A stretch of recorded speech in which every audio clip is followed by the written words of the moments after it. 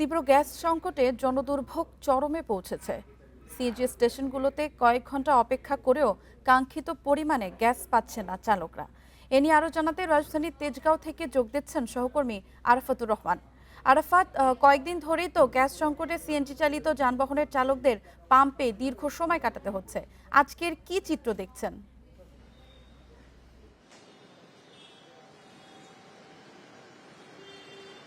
ঠিক চিত্র আগের চেয়ে হয়তো খারাপই বলতে হবে। আমরা এখন তেজগাঁওতে যে পাম্পটিতে আছি, এটা সততা পাম্প হিসেবে পরিচিত। তেজগাঁওর অন্যতম পুরনো একটি পাম্পের একটি। এখানে যে সিএনজি লাইন রয়েছে সেই সিএনজি লাইন একেবারে বন্ধ। ওনারা আনুষ্ঠানিকভাবে ঘোষণা দিয়েছেন এই লাইনটি বন্ধ থাকবে।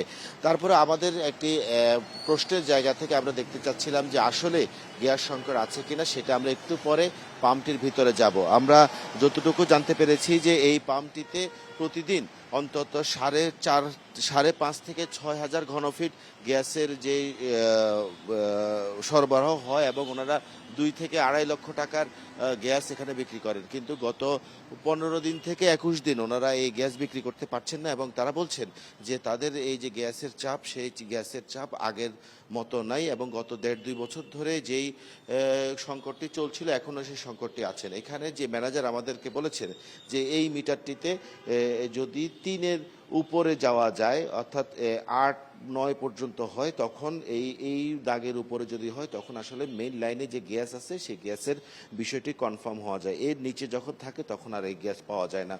তো এখানকার যারা আছেন তারা বলছেন যে তাদের গত 20 দিন ধরেই এই চাপটি একেবারেই আসছে না। আবার ওনারা বলছিলেন যে এর আগে গত 1.5 বছরে এই চাপটি রাতের বেলা বাড়তো, তখন তারা গ্যাস সরবরাহ করতে পারতেন।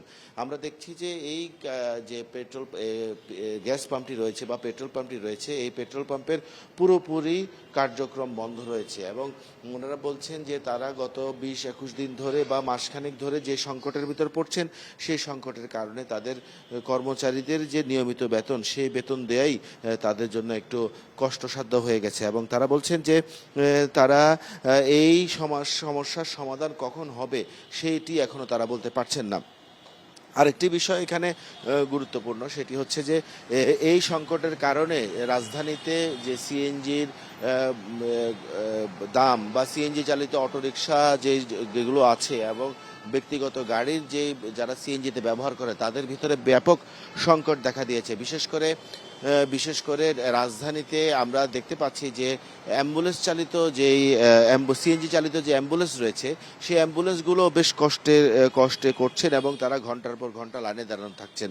এখানে আমরা আরেকটি বিষয় জানতে পেরেছি যে ঢাকাতে মূলত 2টি গ্যাসের যে মেইন লাইন যদি বলতে হয়, সরবরাহ লাইন রয়েছে।